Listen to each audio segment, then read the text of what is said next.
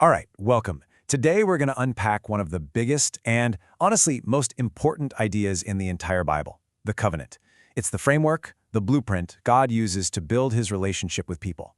And it all kicks off in the first 5 books, the Pentateuch. So, let's just dive right in.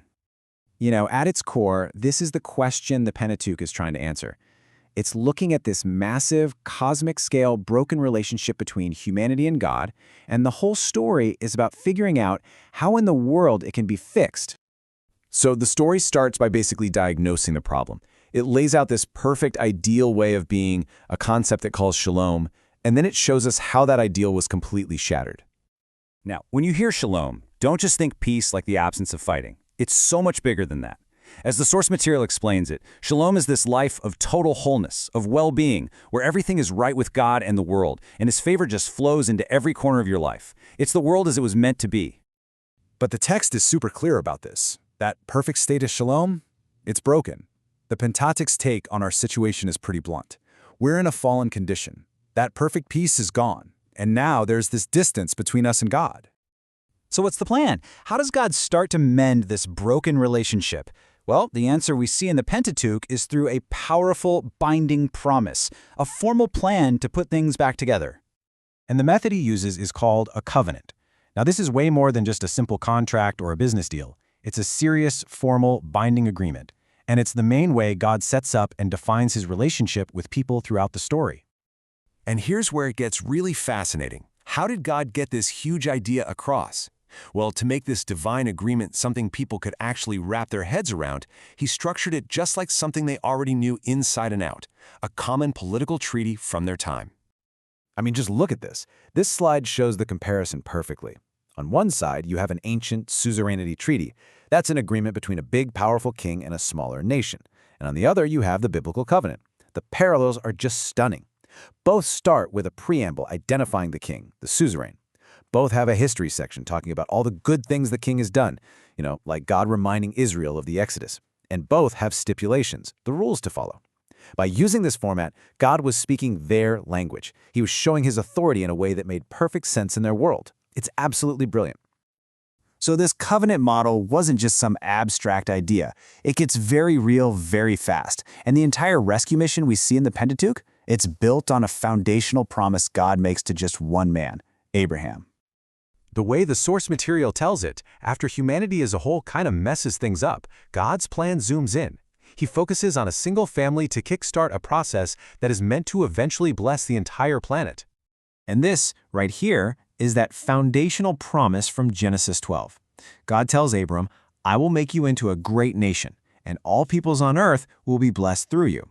This single promise becomes the engine for the rest of the story, and it has 3 really distinct parts. So you have these 3 pillars that everything else is built on. First, the promise of a great nation coming from Abraham. Second, the promise of a specific land for that nation to call home. And third, the ultimate goal, a universal blessing that would flow through this people to the rest of the world. These 3 things are what push the whole story forward. Okay, but a promise is one thing. How do you actually turn a family into a functioning, organized nation? That's a whole other challenge, and it required the next major step in God's plan. And this didn't happen overnight. As you can see on this timeline, centuries go by. The promise is given to Abraham. Then his descendants grow into a huge population, but they're enslaved in Egypt. Then comes the dramatic rescue in the Exodus. And finally, at Mount Sinai, this newly freed people gets its official constitution. Okay, this is so important to get right. We have to understand how these 2 big covenants relate to each other. The Abrahamic covenant is the promise. It's the what and the why behind the whole plan. The Mosaic covenant, the one given later at Sinai, is the constitution for that nation. It's the how they're supposed to live. And here's the key difference. The promise to Abraham is unconditional. God says, "I will do this." But the law given to Moses is conditional. If you obey, then you'll be blessed. The constitution is there to serve the promise, not the other way around. So it's right here, at the base of Mount Sinai, that the very personal promise made to one man, Abraham, gets formally extended to all of his descendants, who are now an entire nation. This is the moment they get their collective mission statement. In this verse from Exodus, this is basically their national charter. Their job description is to be a kingdom of priests and a holy nation. So what does that mean? Well, being a kingdom of priests meant their job was to represent God to the rest of the world, to be the go-betweens who would bring his presence and blessing to all the other nations. And the law that Moses delivers, all those rules and commandments, it wasn't meant to be a burden. According to the text, it was the actual constitution for this completely unique theocratic state, a nation where God himself was the king.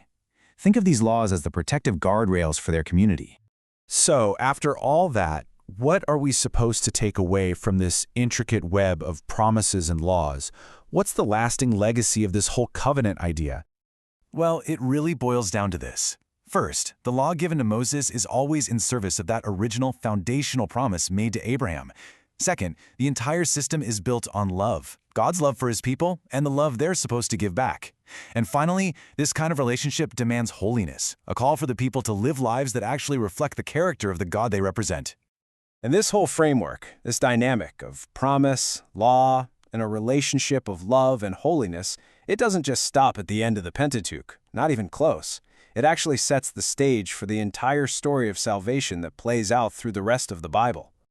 But all of this leaves us with a massive, hanging question, one that the Pentateuch itself starts to grapple with.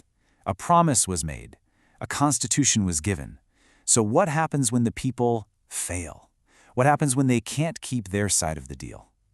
Answering that question is what drives the rest of the biblical story forward.